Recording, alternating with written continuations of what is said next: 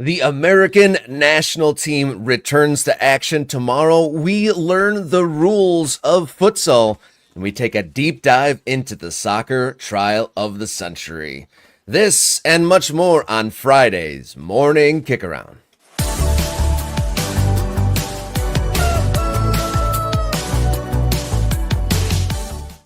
Hello and welcome to the show. This is Morning Kickaround, covering the world's favorite game from the world's favorite country, coming to you live each Monday, Wednesday, and Friday. I'm Robert Kerr, up from the lower leagues, happy to be joined by my favorite soccer pen pal and SiriusXM FC's afternoon host, Mr. Jason Davis. How you doing this morning?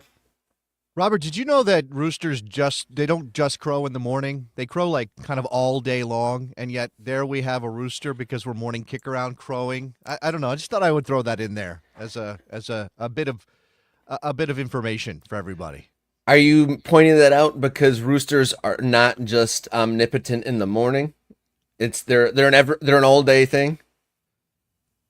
I don't understand the use of the word omnipotent in that context, but I will say that. So I spent some time in Puerto Rico for the holidays. There are lots of sort of loose chicken in Puerto Rico. Like they're just kind of wandering around doing their thing. The weather's amazing. Why wouldn't they be out and about? And there's some roosters. There's some gallos, and they're always making that noise. It doesn't matter what time of day.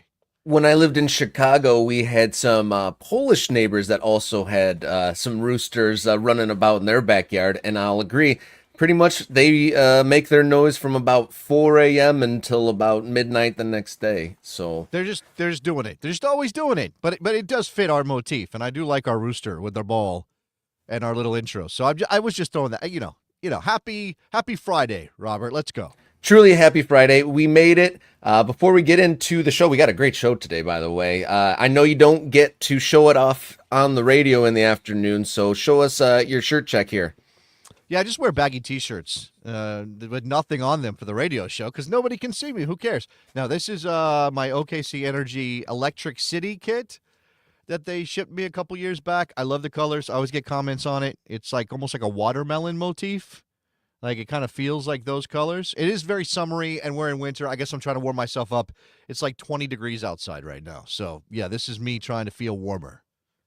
We got a great show on the way. We got today's headlines, lots of good domestic stuff, and we'll peek ahead what's going on with Americans abroad. We are going to learn the rules of futsal, and we're also going to take a deep dive with UCLA law professor Stephen Bank later in the show. Before we jump in, help us become the new home and the town square of the American soccer conversation. Tell your people, like and subscribe to the YouTube channel. We crashed through the 500 subscriber ceiling, and the sky's the limit. What should we set the new subscriber goal at? Let's get to 1,000. Let's double up 500. Let's do 1,000, and let's do that. Let's set a goal. Let's try to do that by the end of February. Think we can get there? Think people can tell people and help us get to 1,000 by the end of February? Let's do it, guys. We got to 500 in about 2 months, so why not keep that pace going? Subscribe. Tell everyone you know to subscribe to Morning Kickaround. You can also follow along on social media at mkickaround. And write us a note at morningkickaround@gmail.com. All right, good morning, Dimitri, in the comments. Thanks for joining us. Thanks for everybody. Let's get into our headlines. Let's kick off Friday's Long Balls.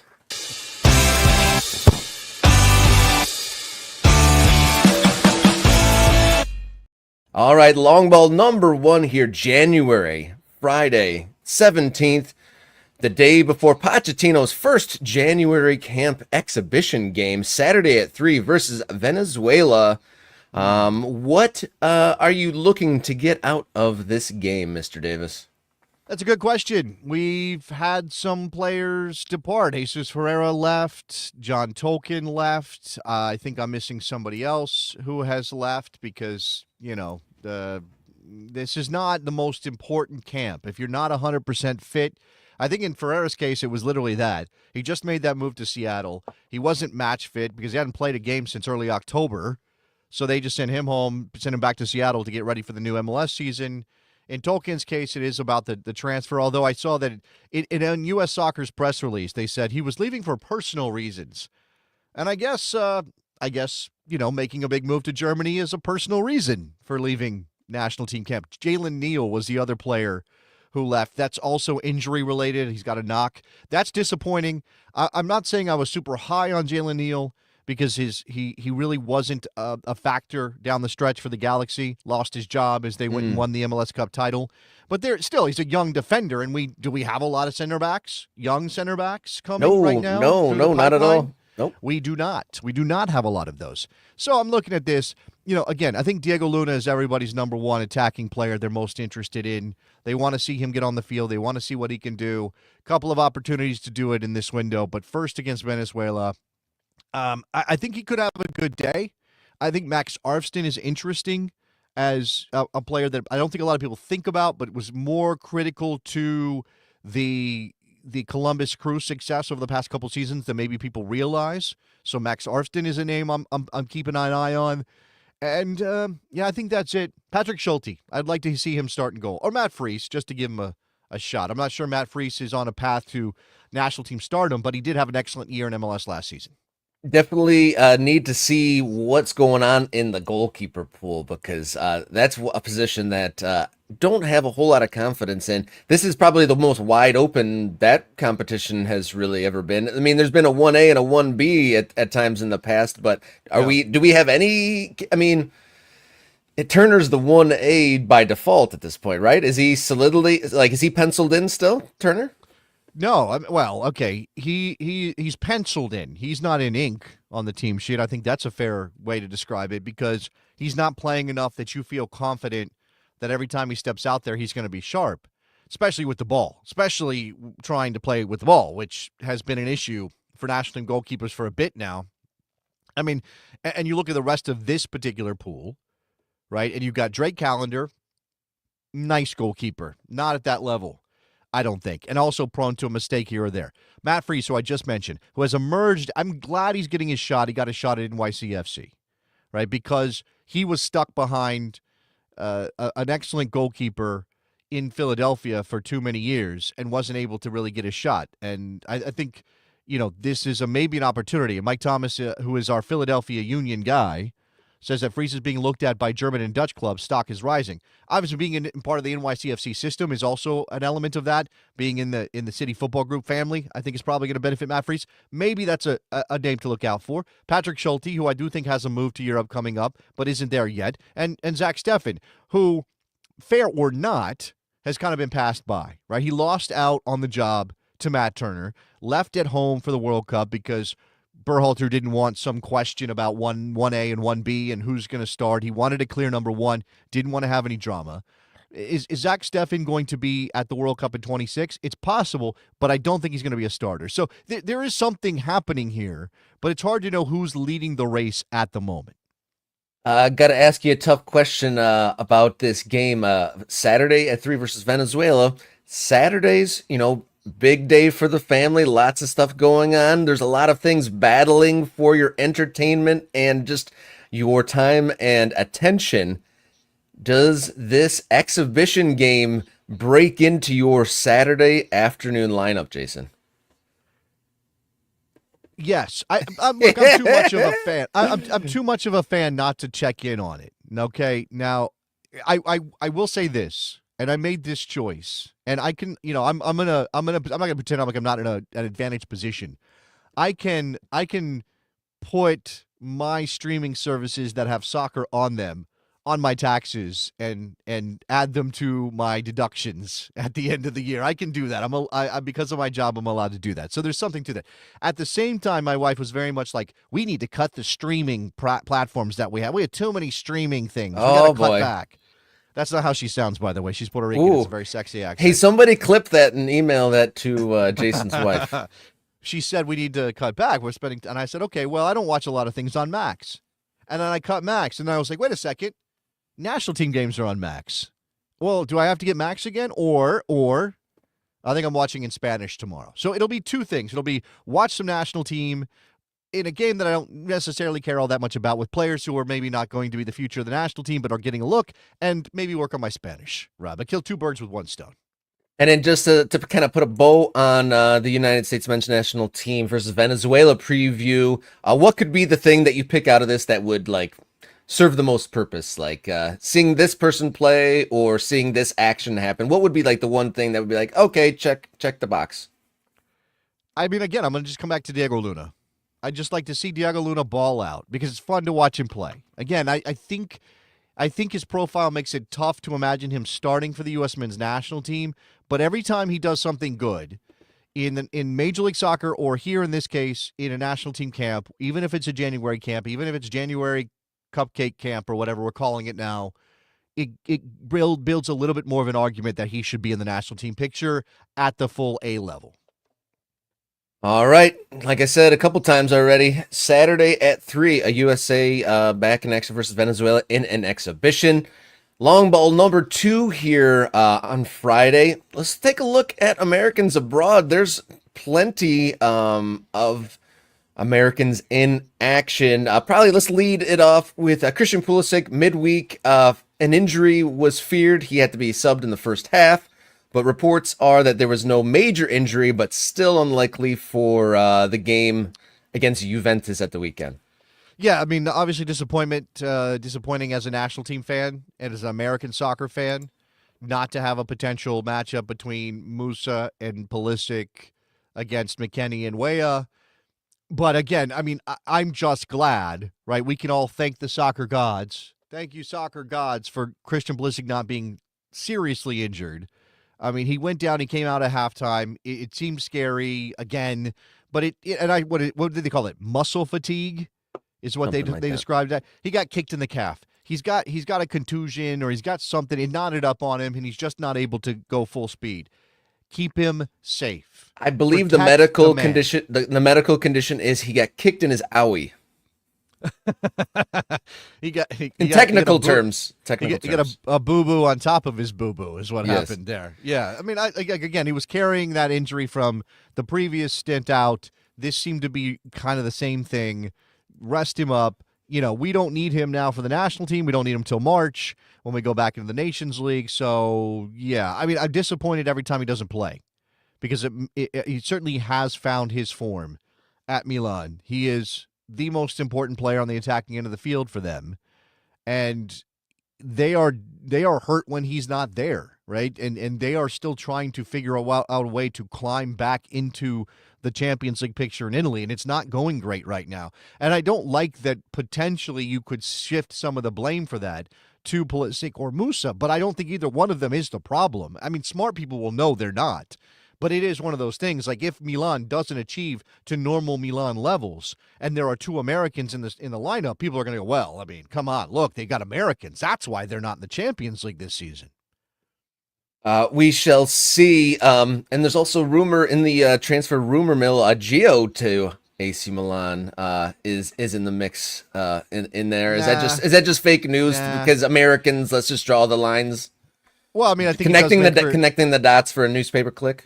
It does make for good clickbait, right? It does make for easy. Well, look, Americans already know about Milan because of Pulisic and Musa. Gio Reyna needs a place to play, maybe. That's a soccer team with Americans on it. I'm also seeing the reports, right? According to Patrick Berger on X, there were representatives from Reyna's group. And who is that? His dad and his mom. His mom and maybe a cousin or 2 are tossed in there. No, I mean, obviously, his agent is going to be Jorge Mendes. His agency now represents Reyna. That happened last year when he made the move to Nottingham Forest. That was a terrible decision. But apparently they're in Italy. Or they met with the bosses from Milan to discuss a possible move.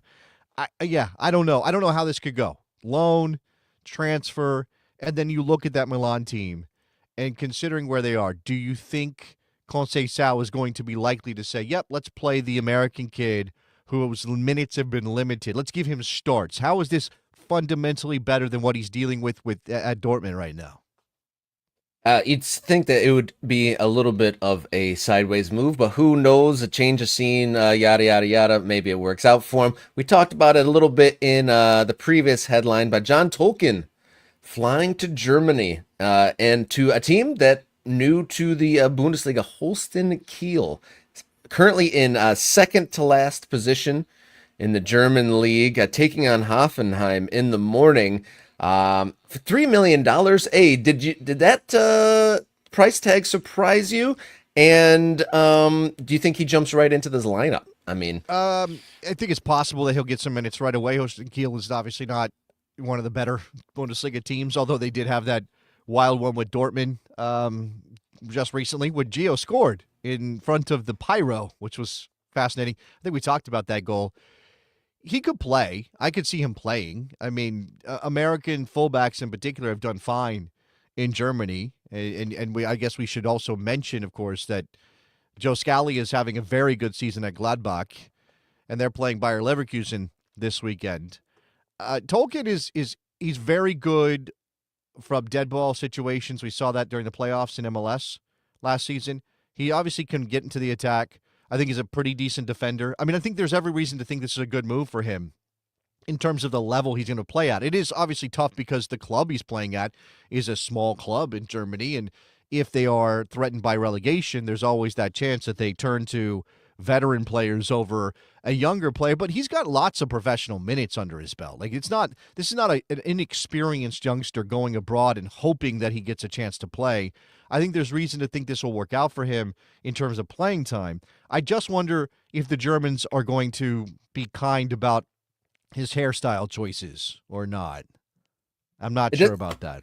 The comments section were pretty brutal when this transfer was announced. And I got to say, it was kind of nice to see a non-Red Bull team pick him up. It wasn't just an franchise transfer. Like, a genuine team wanted to lay out some money to get an American on their side. Well, you also mentioned the fee, which was $3 million reportedly. It seems a little low for the going rate on talented American players. It does. I don't think it's ridiculously low. I don't think it's like 50% of what I thought they would get for him, but I was thinking more like 5 than 2. So is this may come down to Tolkien wants to go now, and that might explain the club too, right? Because maybe a year from now a bigger club might be in, or maybe in the summer a bigger club might be in, because of course this is January. Our club's really making a bunch of moves right now. Who wants to spend millions of dollars on a left back who hasn't played in a high level in Europe? I don't know if those things are part of this. This may be just John Tolkien was ready to go. Holstein Kiel came up, and the Red Bulls thought, okay, well, we can't hold the kid back any longer. I know that you haven't been enjoying a lot of the Fulham conversation the last week or so, Jason, but I got to point out Anthony Robinson. I think is he in the form of his life? His Fulham side, your Fulham side, take on the lowly Leicester this weekend. And I don't want to be hyperbolic, but the run he's in, I mean, he got 2 assists at the midweek, and I think he got one before. In a way, Anthony Robinson is becoming a must-watch appointment watch for anyone even watching the Premier League or just with the American abroad interest. Yeah, I mean, 100%. And we've talked about that he's got a bigger club in his immediate future. I mean, I do think that this summer will be when they need to strike that hot iron for Jedi Robinson. I will hate to see him leave Fulham, but yeah, he needs to go. He's been that good. I will say that, the reason I didn't want to talk about Fulham is the loss to West Ham and the gifted goals that they handed to the Hammers. But also the fact that I saw a stat that said Fulham has dropped more points from winning positions than anybody in the Premier League this season, which is like, and I think we're having a pretty decent season, but like it could be so much more. I think it was 19 points dropped or something like that. 19 points dropped from a winning position, and even if you're talking about getting half of those, right? Like even if you're talking about getting 8 or 9 points. Then where would Fulham be? 8 points, they would be in 4th right now. They'd be level with Newcastle if they get half of those points that they had in their hands from leading positions. Anyway, Jedi Robinson is great. Go Jedi. Yeah, he's been pretty incredible. Other just quick notes on Americans abroad. Chris Richards, Palace is taking on West Ham. Tyler Adams for Bournemouth taking on Newcastle, and well, let's pause on Tyler for a second, right? So there has been this sort of build back to a regular run of minutes for Tyler. It does feel like he now has the full faith of his manager in terms of his ability to play and play 90 minutes, right? Not just play, but be there from beginning to end. I think Iraola is one of those managers a lot of people are pointing to as one of the better, one of the top managers in the season so far. You consider who Bournemouth is, their place in the table, 8th place right now. Against a red-hot Newcastle team. I mean, Newcastle, I don't think has lost a game in like 2 months. I think they've won every game they played for the last 2 months, it feels like. So if Tyler does get a start, this will be a challenge. I'd like to see him do well against the Magpies. Yeah, Newcastle's form has definitely caught back up after kind of a lackluster start to the season. So let me throw this in as well from Pamit53. This is John Tolkien related, I think. Given that the national team is virtually 100% European based, if a young player has any national team aspirations, they are going to go to Europe. That could cause them to accept less than the best deals. Again, the Red Bulls have John Tolkien's contract. They can say, no, we don't want $3 million. You got to come back with more. But if John Tolkien is in their offices, talking to the manager, talking to the brass at Red Bull and saying, I got to go to Europe because I want to be in the World Cup in 2026, and it doesn't look like Poach is going to be taking guys from Major League Soccer, then they really, what are they going to do? Is it right for them to hold him back? Or is it better to ship him out to Holstein Kiel where he can play, and then they still get a pretty decent fee for him? Moving on to our third and final long ball, our final headline here for Friday. Potentially earth-shattering news on the women's side. Rumors are flowing on the web that United States Women's International and San Diego Wave center back and not Ballon d'Or winner Naomi Girma is being floated $1 million transfer, which would break the record in the women's game. $1 million from Naomi Girma. What do you make of that? Will this happen, and what does that mean for NWSL? Yeah, this is potentially a big deal. Look, every record broken is a step forward in the women's game, right? And we are only the very beginning of an era where teams are willing to pay fees, where teams have money to pay fees to transfer players. There are two sides to this story about Naomi Girma, and you did mention the Ballon d'Or snub, and we are still salty about it, right? Yeah, just a bit. We're still mad. She's the best defender in the world. I don't think there's any question about that. I mean, I know that we're biased from the American side of the ocean, and there may be some Europeans who deny this reality, but I think if you're watching with your eyeballs and not with your bias, Naomi Girma is the best defender in the world, the best center back, certainly. Mm-hmm. That's, a potential move of this level, 7 figures, breaking a transfer record, which I think NWSL side, Bay FC, paid. I mean, I think set the record, right? The current record set last year when Rachel Nanji, that's how you say that. I should have read it in my head before I said it out loud. You nailed it. Rachel Nanji from Madrid to Bay FC for $780,000 roughly, right? That was the record set last year. I think there is emotional and symbolic significance to 7 figures, to $1 million, right? Because once you get there, obviously 1 million is not, in relative terms, a huge amount more than 780,000, right? Now, for you and me, it is, Rob, but, in terms of this, it's really not. It's I don't know, what is that, 20% more, roughly, right? Or not 20% of 780, but it is something like that. 25%. Once you get to $1 million, well, do you go 120,000 or 1 million, 1.2 million? I mean, maybe it would, but it gets easier to see 2 million and 3 million and 4 million and 5 happening quicker. Like those dominoes will start to fall as teams who definitely want to win and have the resources to spend decide that they're going to be part of this transfer.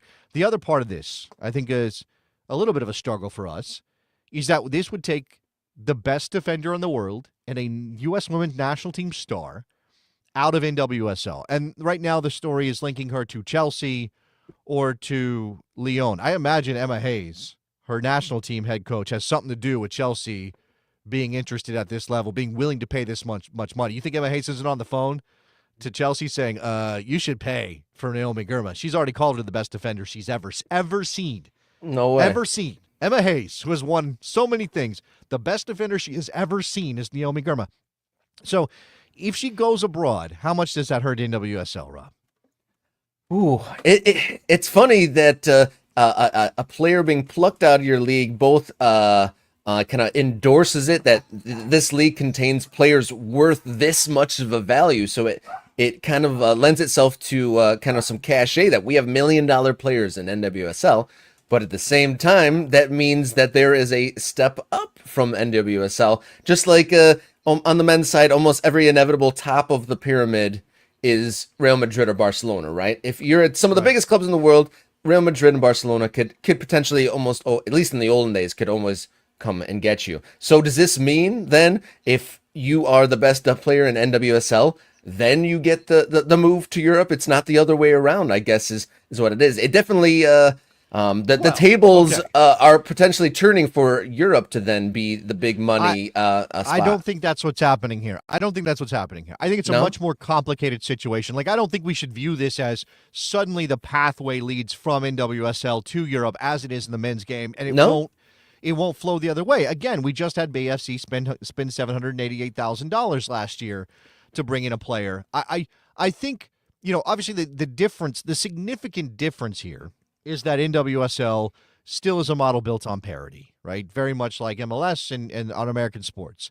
And they have budgets and they have rules about how much you can spend and those kind of things. And they've been, very much like MLS, kind of taking it step by step, being fairly cautious, not wanting to spend out over their skis and get themselves in trouble. Now, more money is coming to the game. The transfer fee, or the expansion fees, rather, have gone up astronomically. So it indicates there's interest and there's maybe people willing to spend money. I do think you're going to see a pretty mixed bag of back and forth when it comes to players. Now, it could be that NWSL, as in the case of BFC, starts going after foreign players, right? They start going after, they go, oh, we have some cash to bring in higher level foreign players who are playing at Chelsea or Lyon or wherever, or Madrid or Barcelona. We can do that. Whereas the American players who grew up here, enter NWSL, like Gurma, star in this league for a number of seasons, maybe they say, well, I want the experience of playing in Europe. I want to go to a football culture that is different than my own. I want to play in the Champions League. There's going to be a draw there. I don't think it means NWSL can't compete anymore, but this NWSL will face the same problem that Major League Soccer faces, obviously from a different level, because NWSL is one of the best women's leagues in the world, where MLS is not. But there will always be a draw to the Champions League. The history of the men's game is affecting the women's game in this regard, because women players from the United States are going to want to be part of that structure. The part they have access to is the Women's Champions League, and they'll want to go do that. That's an interesting note about the kind of the direction going towards the draw of the Champions League. There's going to be a men's Club World Cup here in the summertime. Do you think that the women's game would kind of benefit from that more than the men's side? There have been discussions about something in that vein. There have been talks. I think NWSL, I think people that think about the NWSL a lot and cover the league have said, wait a second, maybe we need to figure out a way for the top teams in Europe to compete against NWSL teams in a meaningful competition, because if you do that, then you take the sting out of the Champions League as a draw for players, and it helps the NWSL remain competitive, not just from a financial perspective, which I think it still can be, but also from that competitive element as well, where you're giving players a reason to stay in the league because you can compete against Barcelona, Lyon, Chelsea, etc. for the biggest trophy in women's club soccer. Because I don't think we know what that is yet, right? We're still so early, infancy, incubation period of women's soccer on the club level. Like, we just barely have development happening in academies and that kind of thing. We just barely have fees being paid for players. We barely have players making living wages. Like, that just happened. Right. So we don't yet know if the Champions League is going to become the overarching and most important competition in women's football the way it is in the men's game. We don't know yet. Yeah, that's a great way to put it in perspective. Is like, 5 to 10 years ago, players were making $11,000, and here we are talking about $1 million transfers. That's our long balls, our headlines here for Friday. Thank you for tuning in, and if you are and you haven't done so already, click the subscribe button on the Morning Kickaround YouTube channel. I know I was like that too. I've watched channels for years and never clicked the button. Don't be like me. Click on it and help us become the town square for the American soccer conversation. Follow us along on social media at @mkickaround or write us a note, morningkickaround@gmail.com. We're going to take a quick breath, come right back with today's big question here on Morning Kickaround.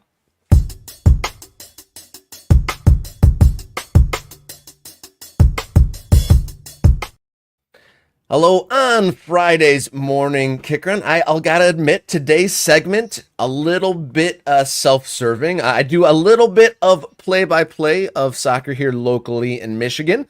And this weekend, tomorrow, actually, I was invited to cover my first futsal game. When I was digging into kind of the rules and the differences, I realized just how much of a difference it is. So I'm double dipping here. I'm going to do my research and do the show at the same time to help us dip into kind of futsal and what it's all about. We've invited and are happy to be joined by president of Inter Detroit soccer team, a club here in Michigan, who are making their National Futsal Premier League debut tomorrow.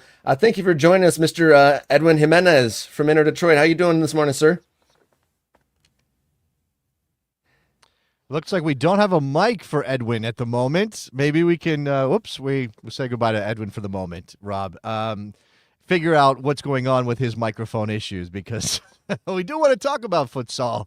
So, and I recognize that I don't know. You sent over, we'll get to Edwin in a second, but you sent over a little bit of a rundown of some of the positions. Yeah, this is what really made me realize that I needed to do some digging before I showed up to do my commentary tomorrow. So when I was looking through the rosters, I realized the positions I really didn't know. So it's five-a-side, goalie, and then there's a fixo, an ala, and a pivot. And I got to figure out what those are, and that's what Eddie. So it's not ala. Is ala? It's two alas. Well, that's what I was going to ask Eddie about. I was going to have him tell me. Okay. Well, okay. All right. So this, and I guess the influences on futsal. Those are, obviously where this version comes from, and then how it influences. How different cultures sort of process what this is. I think obviously this is also the outdoor game as well, right? That we're talking about the way that American soccer kind of operates, and some of the words we use and how they're different maybe than some of the words they use in England, and then the English people go, that's not the right word, you have to use our word. And that, again, sort of just thinking about, because ala, my understanding, is a wing, right? So it's this kind of a wing player in futsal. But as soon as I saw that, that's what my brain told me. That's a wing player. Okay, so the info, that's kind of like the rough rundown that Eddie sent over, that ala is the winger, and it kind of comparable to the outdoor game. So they play out wide in a similar role in futsal, and is their offensive player. And from what I'm imagining and what I've reviewed and what I've seen already, it's kind of a diamond shape with two alas on the outside. But one of the things that's interesting is the fixo is typically the best player, he says, on the team, and usually like a 6 or an 8 in the outdoor game. Sometimes is a center back with good feet and movement, and then it kind of controls the team and the tempo. But also the pivot is also interesting because that can either be your 9 or your center back. So it sounds like the two guys up the middle are the fixo and the pivot, which are your strong back to net and tempo setters with the two alas on the outside.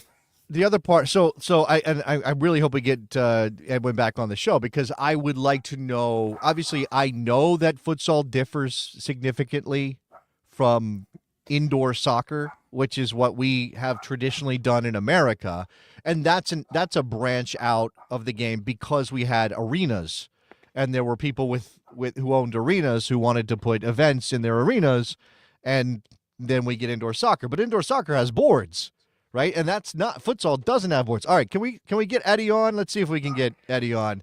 Eddie, yeah, sorry for the technical difficulties. I could hear you as soon as I got on, and then it just went away. So I was like, oh, I gotta get out and try to come back in. All right, it's all good. It's all good. So, Eddie, president of Inter Detroit, I know you from the outdoor game, but you're debuting in the National Futsal Premier League tomorrow. And so, yeah, we were just talking about the positional rundown you kind of sent us. So that's when I knew I was in trouble and I needed your help prepare for the game tomorrow. Kind of run us down through the different positions that we're going to see in futsal game.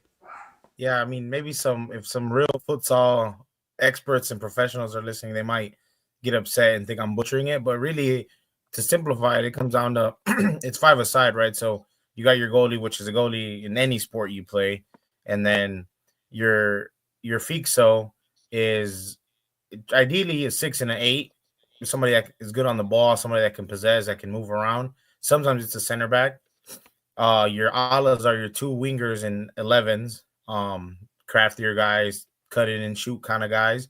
And then your pivot is going to be your 9, big body, usually either a real 9 or a center back, and hold the ball, be physical at point of attack, those kind of things. And futsal is just a lot of constant movement. So you need guys that are going to not only be good on the ball, but get into space and keep moving and constantly thinking while they're out there. I think my first thought here, Eddie, is because we spend so much time in the outdoor game talking about tactics, talking about managers and the way they play and how they use their players and all these things. How important are tactics in futsal when it's obviously a much smaller space? The ball is mostly staying on the deck, right? And you've only got 5 players on the surface. Yeah, I think for us, like for our 11s, obviously tactical is Coach Ryan Rowe for the men's side, big on tactics. Just kind of that's what he looks for in certain players to fit his scheme. But futsal for us is really, how good are you on the ball and how quick can you think while you're out there with pressure on your back. So tactics do come into play when we're doing like a set piece or a corner kick. But honestly, we just look for a good group of 4 or 5 guys together on the field that can really move the ball, can press, have a good shot. Because you don't have to be – for us, our best futsal guys aren't our best 11 players, if that makes sense. So it doesn't always transition the same. But if you're a good futsal player, you have the qualities to be, a good 11 player and vice versa. So I wouldn't say tactics is like our number one thing that we go over, but we just have a lot of guys that understand how it's supposed to be played and how other teams play it as well. So it's just understanding the transitional game and the moments that come in the game, understanding what to do then. Enter Detroit, known in the area for 11s in the outdoor game, as we discussed. What as a club president, what made you decide or make the move into entering one of your teams into a futsal league? What was the inspiration? What benefit do you feel that the club will have from doing a futsal season? Yeah, I guess a special shout out to a handful of guys that really were pushing for us to kind of make this jump. AJ Santavi and Christian Sipley, who run Soccer IQ out in Grand Blanc, and Hector Fernandez out in Grand Rapids with Midwest United, who runs their futsal academies. I think the biggest thing was it's always been around, right? Some people still don't know what it is, but it's been around just as long as 11s, maybe just not in the U.S. But in Grand Rapids, I would say futsal is more prominent than 11s. They have really good futsal teams. 11s historically maybe not, the best, but futsal they have the best players in Grand Rapids for sure. But I think those guys really push to kind of create our pipeline for us for the men's. And since we don't have a youth academy, for soccer, as you should say, this was a perfect opportunity for us to get those kids involved early, not destroy the relationship that they have with their youth club, but still get them ready for the men's side for us. So that way, we're kind of middle ground. We don't have an affiliation to Jags or Varda or Wolves, right? We can kind of bring guys on from wherever if it fits their schedule. Cool. And those teams are okay with it. They don't have an issue because we don't have interest in like a youth soccer academy, but we do have interest in the futsal side because that's how we kind of pick the best of the best that we choose or that come to us and get them ready for our men's side and hopefully develop them that way. So it was really just to develop players, get them in earlier, and give them, a different opportunity from their current club. Edwin, how So I guess, one of those things, like having covered American soccer for a long time, but always having been focused on the pro game and being old enough that, there really wasn't this futsal presence in this country when I was growing up. How much of your involvement in Inter Detroit putting a team in this is about like futsal? Because I mean, futsal is pickup. So I mean, you can play pickup soccer, and it's futsal. You're not, there's not a lot of places we're going and you're playing indoor soccer in places like Michigan when it's cold outside, but you can play futsal pretty much on any basketball court. So how much of this is like the culture kind of bubbling up around futsal in this country? Because lots of organizations are now investing in these courts and things like that to give communities opportunities to play.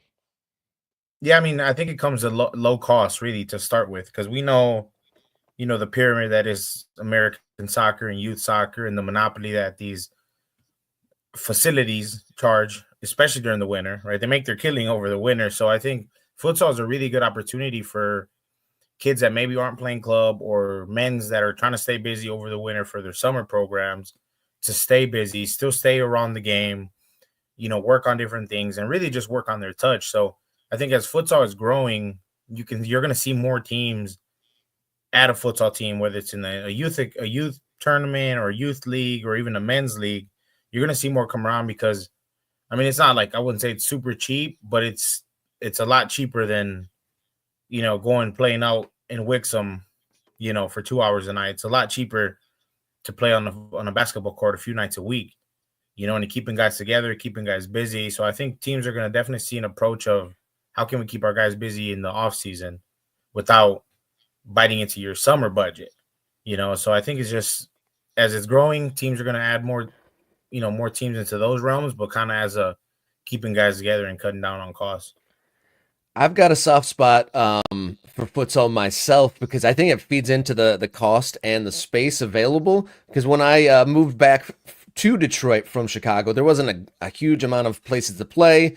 And so when I started my pickup night, it started as a futsal night in a kids like gymnasium, and we played that, and it was a great introduction coming back to playing regularly as an adult. Enhanced the foot skills a great deal more. It forces you to play with the ball at your feet like a million times fold. It's not bouncing around, and people aren't really doing long balls. It's all about the movement of your feet. Tomorrow, when I'm calling the game, what are some of the things that I should look out for specifically, and kind of in general? Maybe I'll adjust that question. My apologies. I was going down a blind alley a little bit, being specific on tomorrow. In general, futsal, you were saying teams are being added, and you're playing in the National Futsal Premier League. Is that a growing league? Is that is the participation in futsal growing in general, do you think? Yeah, I mean, the NFPL, I think historically has always been one of the bigger ones here in Michigan. This year is not like the most populated teams wise. But you know how leagues go here in the US. One team this year, maybe next year there'll be in another one. It's kind of one of those deals this year. But be showing interest in the futsal side. And it just takes one. Not saying that, we're gonna be the ones that are gonna help transition a lot of teams, but realistically, most of these futsal teams are just futsal teams, So it's going to take a couple 11th teams to join a futsal organized league to kind of snowball and keep growing it here in Michigan at least. So, I'd like to think we're doing our part, but it's definitely going to keep growing. I guess, one thing that's, I think, hard for me is because I'm an 11 guy, an outdoor guy, because I care about, the growth of the league, the national top division men's professional outdoor league mostly, and the national team, and obviously American players and stuff like that. And when you kind of get into this place of seeing everything that's not that version of the game serving 11s, right? So is that the viewpoint? I mean, is that the right way to look at it? Or do you think that there's a place where futsal on its own is the end game for players? And maybe one day Mark Cuban gets a league off the ground and we get a futsal competition in America that players can aspire to play in. Yeah, I do think it's the end goal for some guys, right? Because we always have these conversations every year with our team in 11s, like, hey, the reality is not everybody's going to go pro, right? there are 40 guys. They all majority want to go professional, but probably not going to happen for most. But the more avenues that you explore, right? If it's futsal, if it's indoor, you're giving yourself a higher chance to go professional in some aspect of the sport, right? So I think it will grow considering that they have those professional avenues, those professional opportunities, and guys are going to seek like, okay, I'm not going to go pro at 11s, but maybe I can go pro in futsal, or maybe I can go pro indoor. So I think it's definitely going to be, it's going to take one person to just blow it all up, and it's going to be the next hottest thing in America at some point, right? But I think as of now, it's slowly gaining, a little bit of steam towards the top. And it's not to discredit anything 11s. I mean, we're a mainly 11s club, right? That's our bread and butter. That's our main focus. But I do see the value in having a futsal team and youth futsal teams because it's a no-brainer. It's like, why would you not?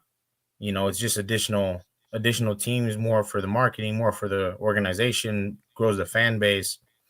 It's a no-brainer for us. Well, Eddie, thank you so much for kind of shedding light on futsal, Inter Detroit, your club, and giving me a little bit of an education on what I'll be looking at tomorrow. As we head out, let the viewers know how they can look into Inter Detroit. Yeah, I mean, you can follow us on any platform at Inter Detroit. We're growing the YouTube channel this year, hopefully.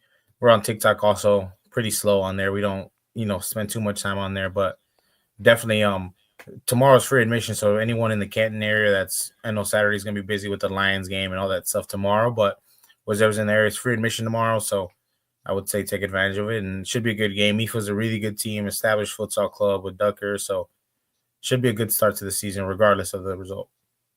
All right, Eddie, thank you so much for joining us here on Morning Kickaround. I will see you tomorrow. Viewers, if you are watching right now and you haven't clicked the subscribe button on the Morning Kickaround YouTube channel, you got to do it now, all right? We blasted past 500, and we are now on the march towards 1,000 YouTube subscribers. Be the next one. Morning Kickaround at YouTube. We're going to take a quick break and come right back with the next installment, Friday installment of Culture Wars here on Morning Kickaround.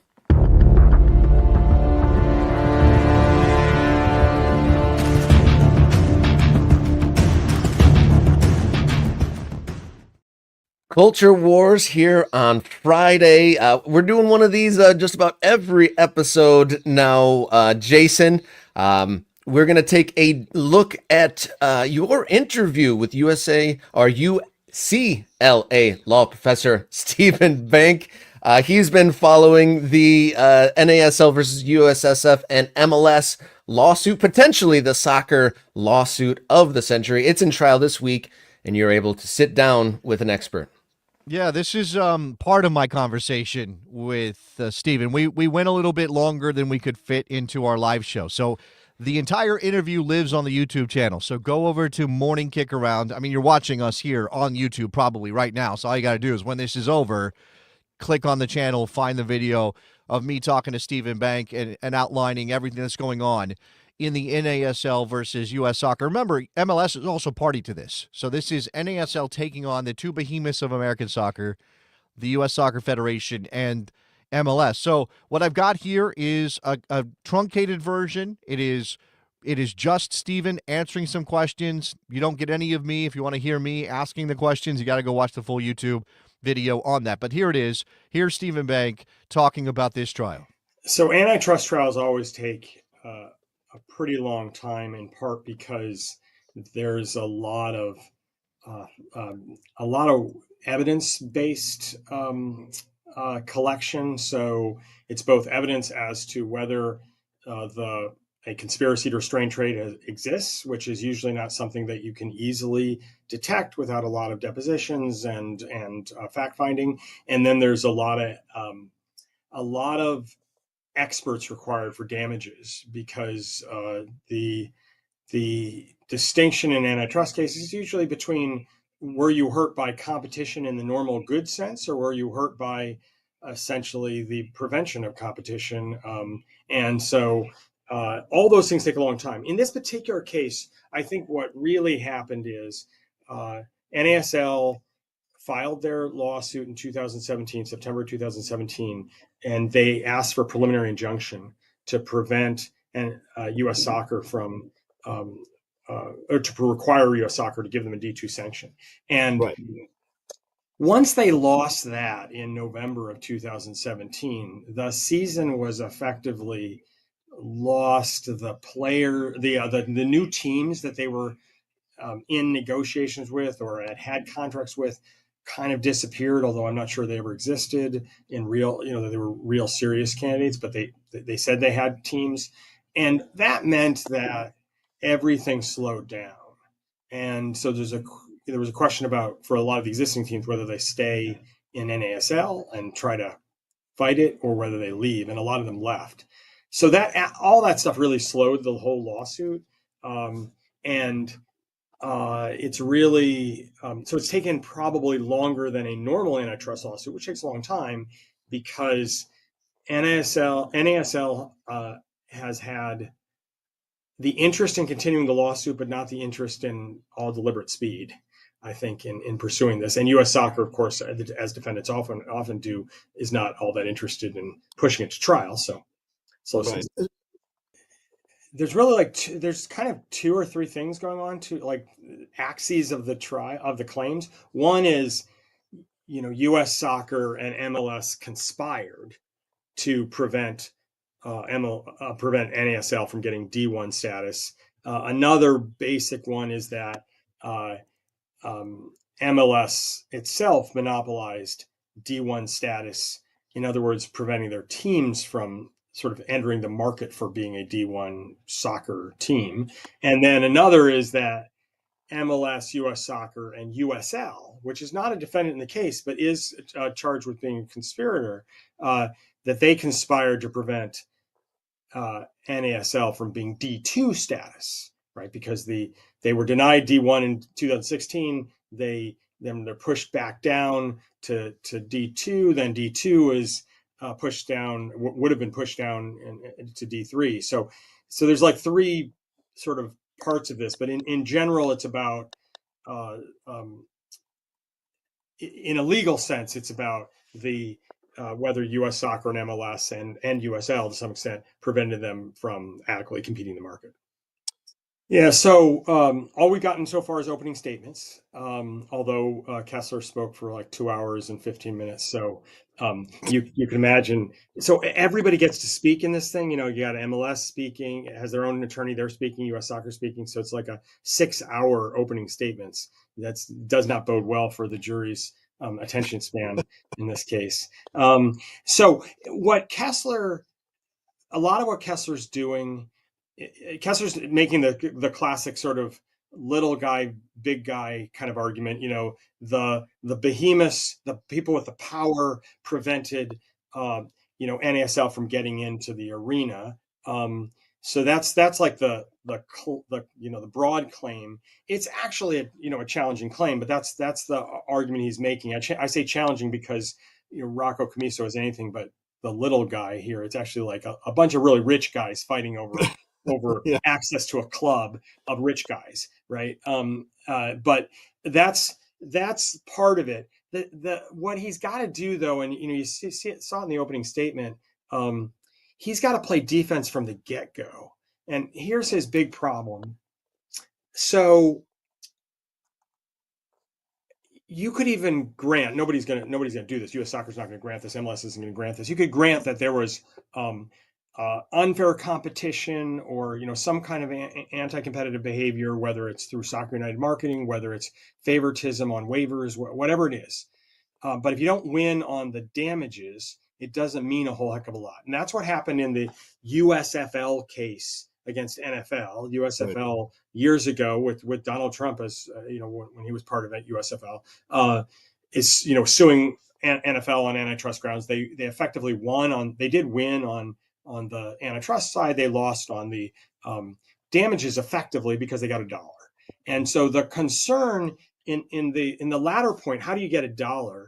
The juries are instructed that you can't speculate about what part of the damages was because NASL was treated poorly And what part of the damages was because NASL was incompetent, or there's misfeasance, malfeasance, what have you, in how they were run. And as anybody who's run a business knows, there may be unfair things, but there's also things that you did that were, you screwed up. So mistakes you made.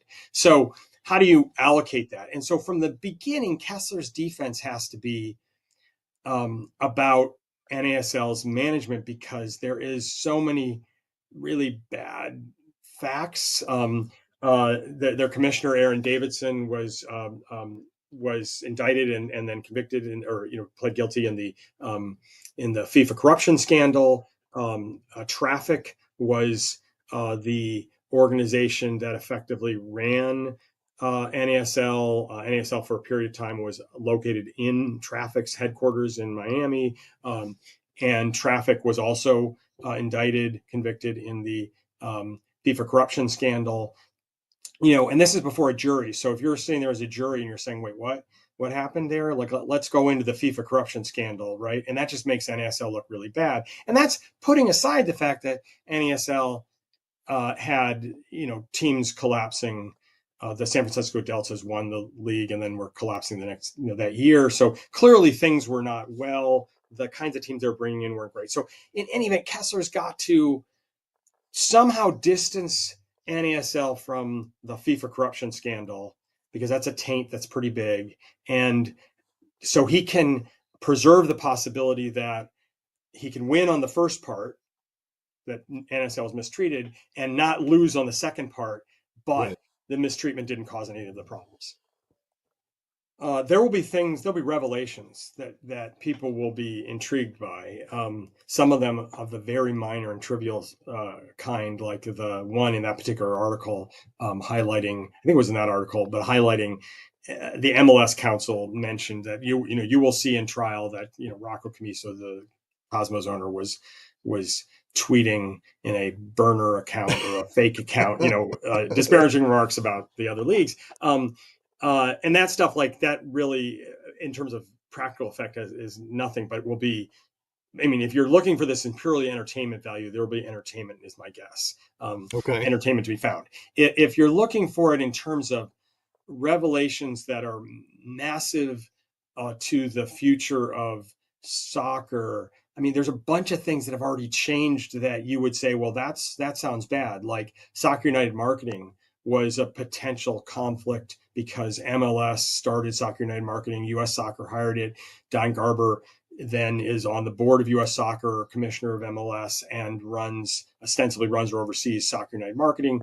There's things like that where, if that was a revelation, like if people didn't know that, they might say, wow, that sounds really bad.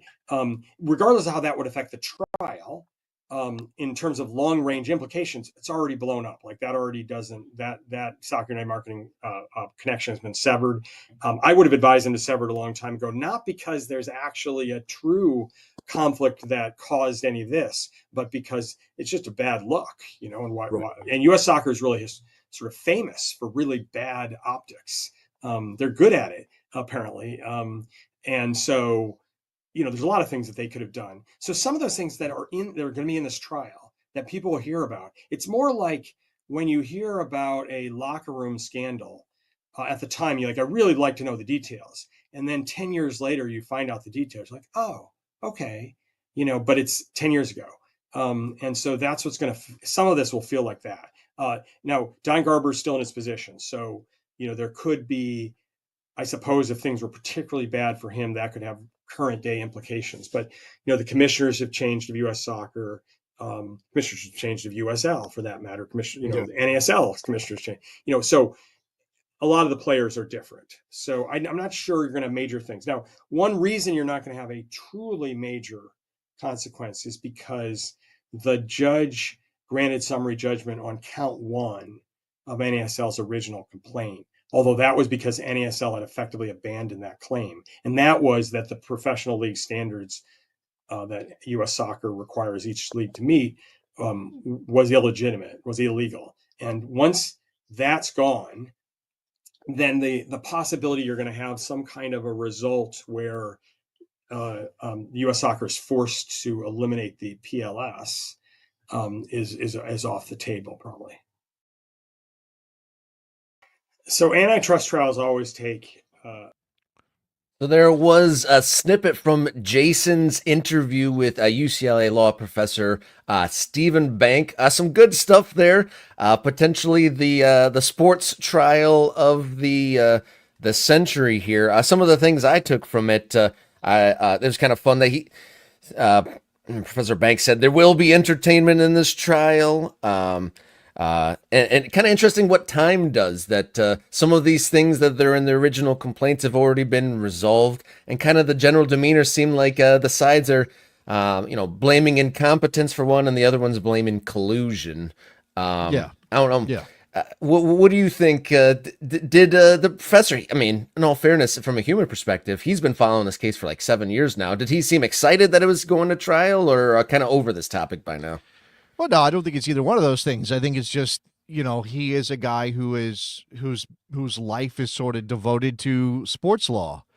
And in this case, it is an interesting set of circumstances that led us to this moment where Rocco Commisso felt like he was being unfairly treated. Now, what I took out of that conversation was that, Stephen Bank sees this not as some fundamental questioning of the way soccer is run in this country, which I think a lot of fans see this as that, or maybe want to see that in this trial.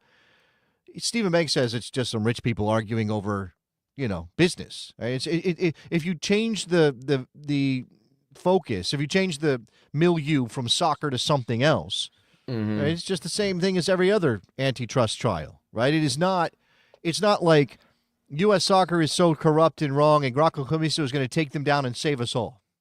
That's not what's going to happen here. Because even if Rocco Commisso wins, and I think the damages could be up to $500 million, it's not going to fundamentally change how soccer is governed in this country. And I don't know that the scorched earth, let's burn everything down and start over approach really is good for American soccer anyway. So it does. If you want to see change, and Stephen talked about it, and watch the whole video because he talked about there lots of things have changed in the time since Rocco and NASL filed the suit, including how U.S. soccer is run, or by whom it is run, right? And you could argue that Rocco's lawsuit, combined with some other things like missing the World Cup on the men's side in 2018 and some other stuff, forced that kind of change, right? We had a presidential election that had like 7 people running, which was insane because that had never happened. Sunil Gulati kept getting elected unopposed. And then we finally had some actual competition. Now, you may not love Cindy Parlow-Cone. You may not love JT Batson. You may not love some of the things that they've done since this lawsuit was filed. But I think it's hard to argue that things haven't improved in that regard. I don't know. PLS and that restraint of trade, all those things. And if you watch the full video, you'll hear me kind of outlining with Stephen, rather, how difficult it is for American soccer to operate the way we see it happen in European countries because of things like antitrust law.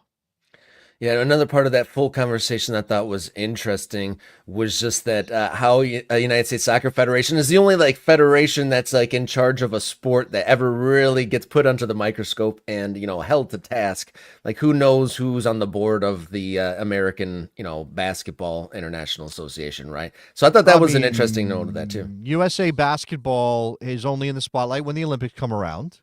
Right, and then it's like, oh, they're going to hire Coach K to do the Olympic, whatever. That's when USA Basketball is in focus.